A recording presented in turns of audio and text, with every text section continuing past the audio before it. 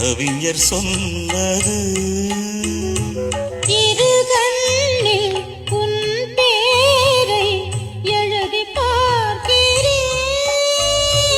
உறங்காமல் இருந்தாலும் கனவு காண்கிறேன்.